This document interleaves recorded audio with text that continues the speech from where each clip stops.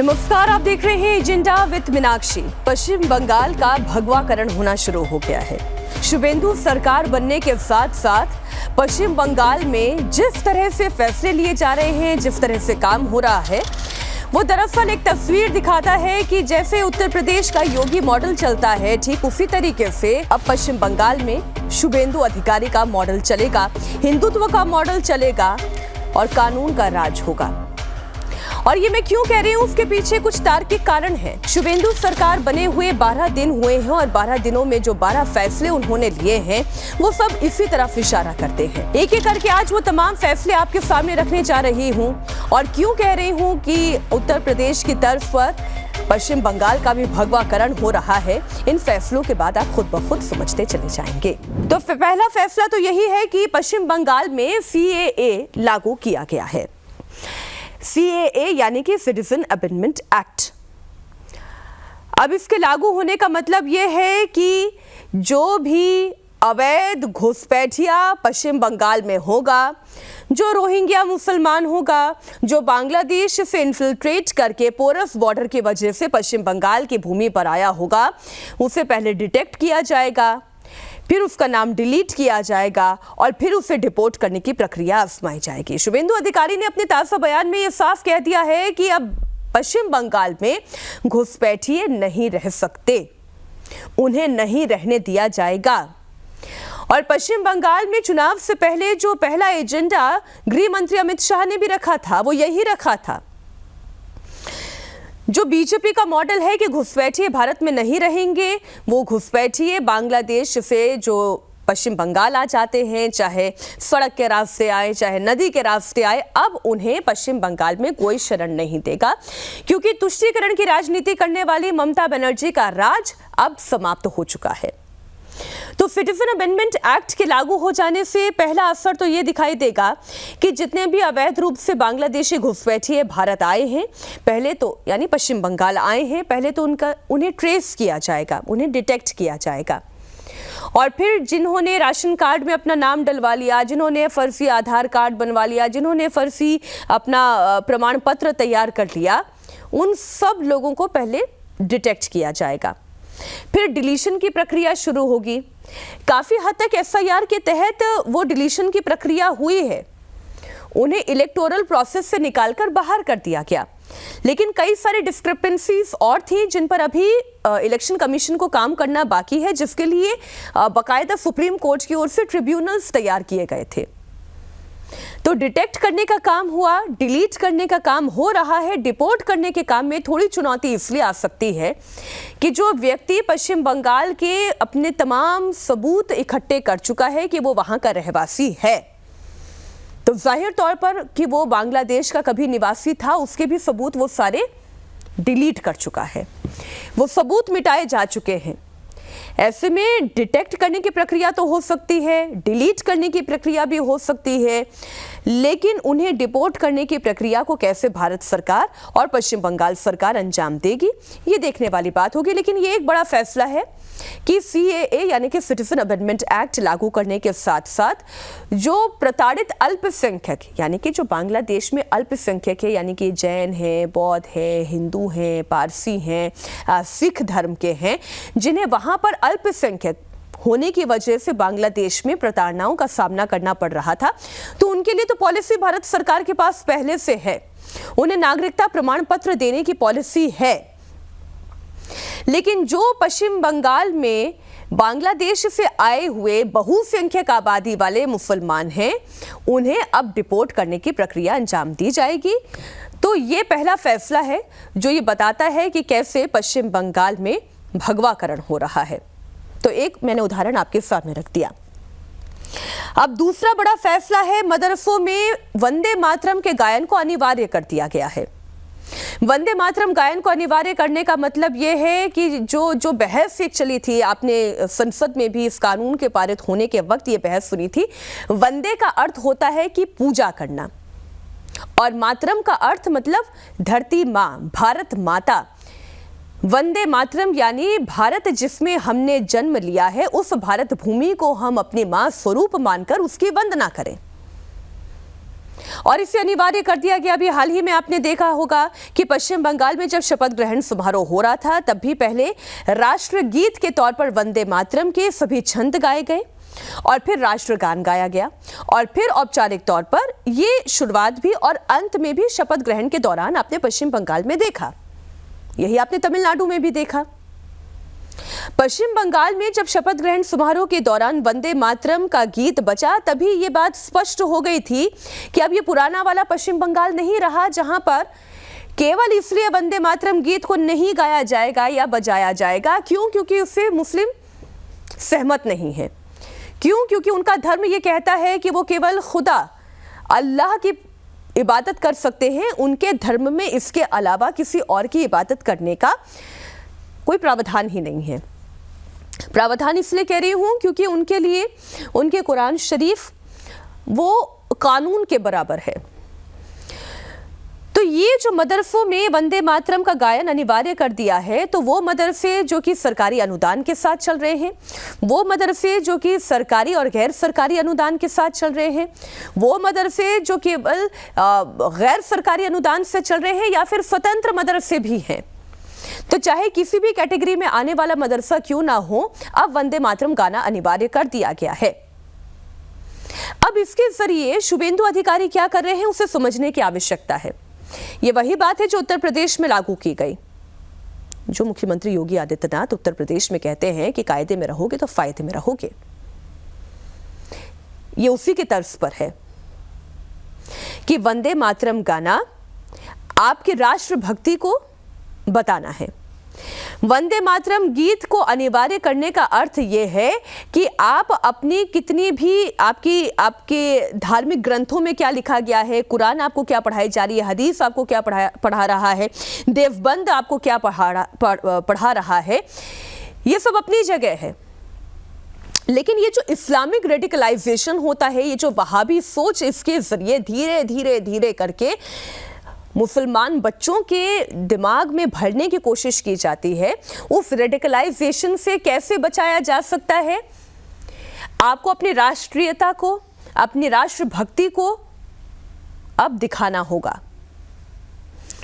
तो वंदे मातरम केवल अनिवार्य ही नहीं किया गया है, वंदे मातरम आपको गाना अनिवार्य किया जाएगा और अगर आपको नहीं ये करना है तो फिर उसका खामियाजा भी भुगतना पड़ेगा। जो मैंने कहा कि कायदे में रहोगे तो फायदे में रहोगे, जो उत्तर प्रदेश में चलता है।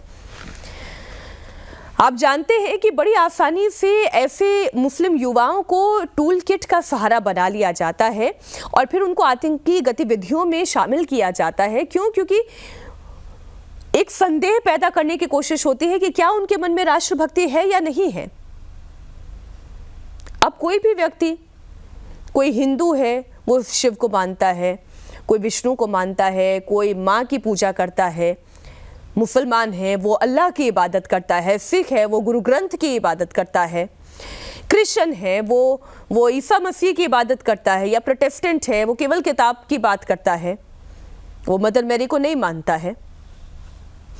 तो बात यह है कि आप किसी भी धर्म को मानने वाले ही क्यों ना हो, लेकिन भारत की भूमि पर अगर आप रह रहे हैं तो आपको भारत भूमि की भी इबादत करनी होगी।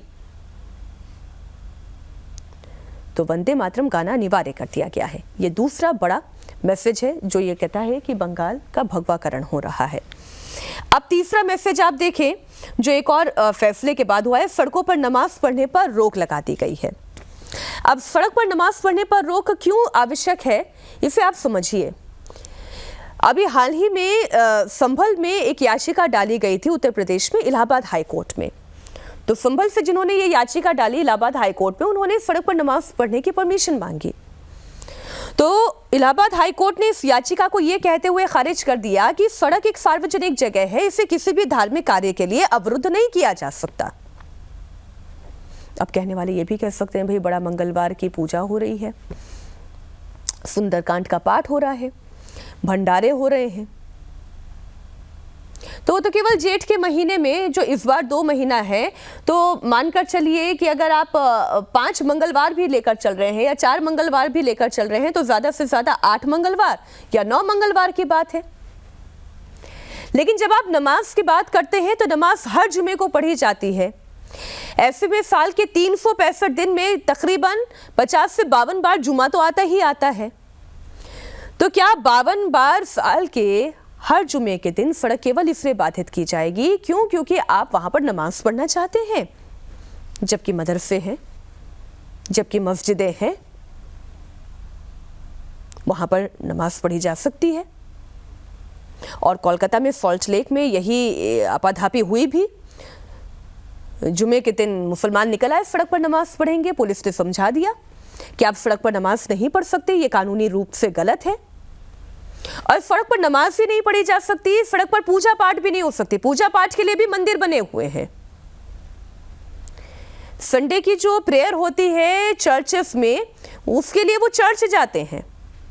तो भाई मस्जिद में नमाज क्यों नहीं पढ़ी जा सकती? सड़क को क्यों अवरुद्ध रखना है? क्यों आवाजाही ठप करनी है? और क्यों एक कौम को यह महसूस कराना है कि आप सभी कौम से, यानी कि सभी धर्मों से आप अलग हैं, आपको अलग से नर्चर किया जाएगा, अलग से आपको पोषित किया जाएगा, आपको अलग से स्पेशल फील कराया जाएगा? क्यों स्पेशल फील कराना है? तो शुभेंदु अधिकारी ने ये जो फैसला लिया है कि सड़क पर अब नमाज प्रतिबंधित होगी, ये कोई अनैतिक फैसला नहीं है। सुप्रीम कोर्ट के भी इस पर ऑर्डर्स हैं। इलाहाबाद हाई कोर्ट का भी मैंने आपको आदेश बताया, ये तो मई 2026 की ही बात है कि सार्वजनिक जगहों का इस्तेमाल इस तरीके से नहीं किया जा सकता। भाई शबे बारात तो निकलती है, मुहर्रम का जुलूस भी निकलता है, आराम से निकलता है, कोई दिक्कत आड़े नहीं आती। बसंत पंचमी की भी पूजा होती है, काली पूजा होती है पश्चिम बंगाल में, उसका भी प्रोसेशन निकलता है, हनुमान जयंती का भी प्रोसेशन निकलता है। तो प्रोसेशन निकालने में कोई आपत्ति नहीं है, लेकिन हर जुमे के दिन नमाज पढ़ने के लिए अगर आप सड़क को अवरुद्ध करेंगे तो आपके ऊपर कानूनी हंटर चलाया जाएगा। तो ये तीसरी बात हो गई। चौथी बात, मस्जिदों पे तेज आवाज पर लाउड स्पीकर बजाना यह भी प्रतिबंधित कर दिया गया है। अब इसकी आवश्यकता क्यों है, ये बात समझने की जरूरत है। अब ये केवल मस्जिद पर लाउड स्पीकर की बात नहीं है, मंदिर पर भी लाउड स्पीकर की बात है। आप फर्ज करिए, मैं एक उदाहरण के साथ आपके सामने ये बात रखती हूँ। मान लीजिए मोहल्ले में किसी के 12वीं की या 10वीं के बोर्ड की परीक्षा है, या कोई नीट की तैयारी कर रहा है, कोई जेईई एडवांस की तैयारी कर रहा है, कोई यूपीएससी की तैयारी कर रहा है। वो सुबह 4 बजे बैठ के, 3 बजे बैठ के, 6 बजे बैठ के पढ़ाई कर रहा है। नहीं मन उसे हो सकता अजान सुनने का, नहीं मन उसे मंदिरों की घंटियां सुनने का, तो क्यों लाउड स्पीकर लगाना? अब जिसे आरती सुनने का मन है वो मंदिर जाएगा, जिसे अजान सुनने का मन है वो मस्जिद चला जाएगा, जिसे वहां पर अजान पढ़नी है, जिसे नमाज अता करनी है, वो मस्जिद में जाके कर लेगा। क्यों लाउड स्पीकर बजाना? आप समझ रहे हैं मेरी बात को? जब आप डेमोक्रेटिक नजरिए से किसी फैसले को देखेंगे तो वो फैसला बहुत उचित आपको दिखाई देगा, और जैसे आप उसे किसी पॉलिटिकल चश्मे से देखने लगेंगे तब वही फैसला आपको अनुचित दिखाई देने लगेगा। जैसे सड़क पर नमाज पढ़ना उस रास्ते से गुजरने वाले किसी आम राहगीर के लिए, किसी यात्री के लिए, किसी एम्बुलेंस के लिए खतरनाक है, ठीक वैसे ही मस्जिदों पर लाउड स्पीकर बजाना, मंदिरों पर लाउड स्पीकर बजाना, ये आम लोगों के लिए ये अनुचित है। और ये फैसला ले लिया गया। इस फैसले को लेकर भी बड़ी खबर बन गई, बड़ा हंगामा हो गया। पुलिस थाने का घेराव कर लिया गया पश्चिम बंगाल में, जमकर वहां पर तोड़फोड़ मचाई गई, सार्वजनिक गाड़ियों को भी नुकसान पहुंचाया गया, अतिरिक्त पुलिस फोर्स को वहां पर तैनात किया गया, और उसके बाद फिर कायदे से समझाया गया, और जिसने जो नुकसान किया है उसका हर्जाना भी उन्हीं से वसूला जाएगा। ऐसे पोस्टर चस्पा कर दिए गए, नोटिस चस्पा कर दिए गए पुलिस की ओर से, सरकार की ओर से। ये भी यूपी वाला मॉडल है, आप याद करिए। जो दंगा करेगा, दंगे से हुआ हुआ नुकसान उसी की पॉकेट से वसूला जाएगा। तो अभी तक जो पुचकार कर, सहला कर, प्यार से, मोहब्बत से रखा जा रहा था कि भाई तुम ही तुम हो, हम क्या हैं, अब वो पश्चिम बंगाल में नहीं चलेगा। तो यहां पर कोई अपनी हेकड़ी दिखाकर, कोई हंगामा करके, कोई दंगा करके, तोड़फोड़ करके अगर ये दिखाना चाहेगा कि हम लाउड स्पीकर भी बजाएंगे, हम सड़क पर नमाज भी पढ़ेंगे, हमारी लाठी हमारी भैंस, तो अब नहीं होगा। अब प्रशासन बदल चुका है, तंत्र बदल चुका है, सिस्टम बदल चुका है। तो एक और जो फैसला इसी कड़ी में है वो इमामों और मुअज्जिमों के सरकारी भत्ते भी बंद करने का ऐलान किया गया है। और अभी जो मैंने आपको जानकारी दी कि दंगाइयों की संपत्ति से ही उस नुकसान की 200% भरपाई की जाएगी, ये शुभेंदु अधिकारी ने आदेश दे दिया है। लेकिन एक और जो बड़ा फैसला है जो पॉलिटिकली भी और प्रशासनिक तौर पर भी बड़ा महत्वपूर्ण है, ये बताना आपको बहुत जरूरी है। अब ये फैसला है मुस्लिमों को अब ओबीसी के तहत आरक्षण का लाभ नहीं दिया जाएगा। अब आप एक उदाहरण के तौर पर देखें, मैं एक सैंपल आपके सामने रखती हूं। मान लीजिए 100% आरक्षण है। अब 100% आरक्षण में 27% ओबीसी का कोटा हो गया, 10% ईडब्ल्यूएस का कोटा हो गया, 19% आप मान लीजिए एसटी एससी का कोटा हो गया। इसी तरीके से और इसकी जो कैटेगरीज है उसमें आपको, क्योंकि आप जानते हैं कि धर्म के आधार पर हमारे देश में कोटे का कोई प्रावधान नहीं है, आरक्षण का कोई कोटा धर्म के आधार पर नहीं होता। जो आखिरी जो इकोनॉमिक वीकर सेक्शन के लिए कोटा निर्धारित किया गया था वो 10% का था। लेकिन सरकारें बड़ी चालाकी से अपने वोट बैंक की राजनीति के लिए क्या करती हैं, तुष्टीकरण की नीति के तहत मुसलमानों को पश्चिम बंगाल में ओबीसी के तहत आरक्षण का लाभ दिया जा रहा था। और ये किसके राज में हुआ? ये पश्चिम बंगाल में ममता बनर्जी सरकार के राज में हुआ। 17% ओबीसी का जो आरक्षण था उसमें उन्होंने बड़ी चालाकी से ओबीसी के आरक्षण में मुसलमानों को आरक्षण का फायदा देना शुरू कर दिया। सरकार बदली, मुख्यमंत्री शुभेंदु अधिकारी ने कह दिया कि केवल ओबीसी का आरक्षण होगा, यानी कि अदर बैकवर्ड कास्ट का आरक्षण होगा, जो पिछड़ी जातियां हैं उनका आरक्षण होगा। लेकिन चालाकी से जो इसमें 10% और बढ़ाकर मुसलमानों को आरक्षण देने की इसी कैटेगरी में कोशिश हो रही थी, उसे नल एंड वॉइड कर दिया गया। और ये कितना जरूरी है आप ये समझिए कि मैं फिर इसे धार्मिक चश्मे से नहीं देख रही हूं, लेकिन आप जब ओबीसी की बात करते हैं तो उनको धर्म के आधार पर यह आरक्षण नहीं दिया जा रहा है। उन्हें इसलिए यह आरक्षण दिया जा रहा है कि उनकी जाति की वजह से कभी उनके साथ पिछड़ेपन का व्यवहार किया गया, इसलिए उन्हें आरक्षण दिया जा रहा है, जिससे कि उनकी पूरी क्लास को आप अपलिफ्ट कर सकें। लेकिन मुस्लिमों को ओबीसी में आरक्षण देने के जरिए ममता बनर्जी वोट बैंक की राजनीति कर रही थी। यानी कि शिक्षा में आपको आरक्षण मिल जाएगा, एडमिशन आपका होगा, शिक्षा के बाद जब नौकरी की बात आएगी तो नौकरी में आपका आरक्षण होगा।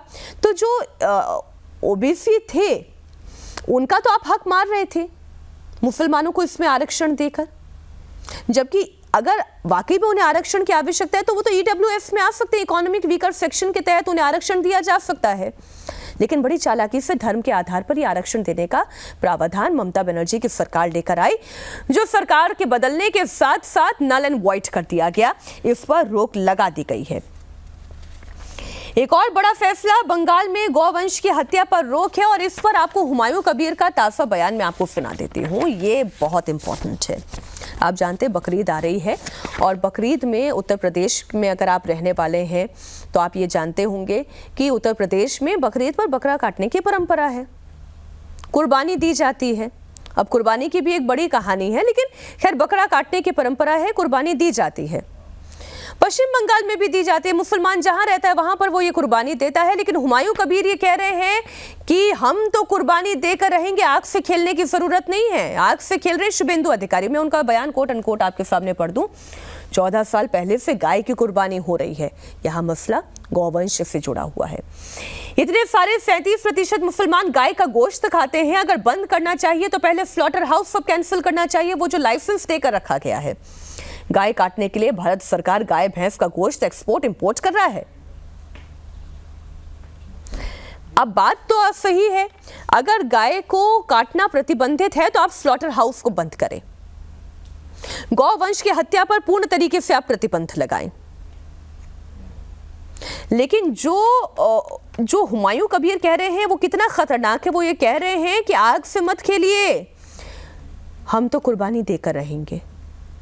इसका मतलब आप सरकार को चैलेंज कर रहे हैं, आप हिंदुओं की भावनाओं को भी भड़काने की कोशिश कर रहे हैं। आप जानते हैं जैसे मुसलमानों में सुअर खाना हराम है, ठीक वैसे ही हिंदुओं में गाय को पूजनीय माना जाता है, गौहत्या पाप है। अब इस पर शुभेंदु अधिकारी क्या एक्शन लेते हैं उस पर हमारी नजर रहेगी, लेकिन ये तो सीधा सीधा चैलेंज है। हालांकि बंगाल में गौवंश की हत्या पर रोक लगाई गई है, लेकिन इससे क्या अमली जामा पूरी तरीके से पहनाया जा सकेगा जब हुमायूं कबीर जैसे नेता ये कहेंगे कि गौवंश का तो हम कुर्बानी देंगे, और फिर कह रही हूँ बकरीद सामने है। क्या पश्चिम बंगाल का माहौल खराब करने की कोशिश की जा रही है? क्या हुमायूं कबीर सरकार को चैलेंज करके हिंदुओं की भावनाओं को भड़काकर ये प्रयास कर रहे हैं कि माहौल खराब हो? तोहा सिद्दीकी जैसे मुसलमान भी है जो ये कह रहे हैं कि क्यों करना, क्यों गायों की हत्या करना, क्यों उनका गोश्त खाना, जबकि हम जानते हैं कि हम जिस भारत में रहते हैं वहां पर हिंदुओं की धार्मिक आस्था जुड़ी हुई है गाय से। अभी मैंने आपके सामने उदाहरण रखा, अगर मुसलमानों में सुअर का गोश्त हराम है तो हिंदुओं के लिए भी गौ हत्या पाप है।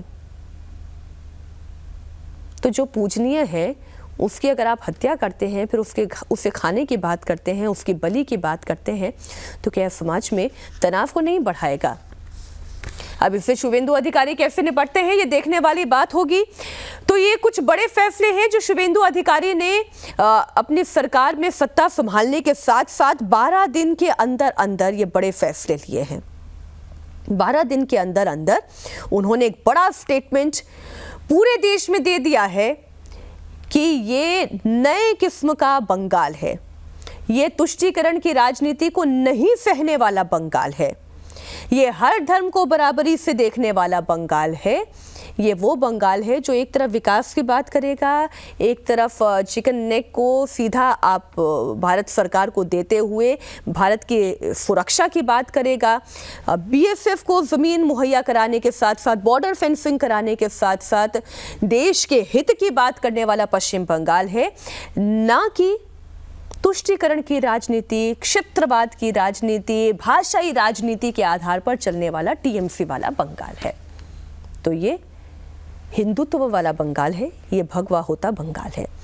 आज एजेंडा विद मीनाक्षी में बस इतना ही। बहुत शुक्रिया हमारे साथ जुड़ने के लिए, और अगर आपकी कोई राय है, कोई सलाह है, कोई कमेंट है तो आप ज़रूर हमारे साथ शेयर करें। बहुत बहुत शुक्रिया।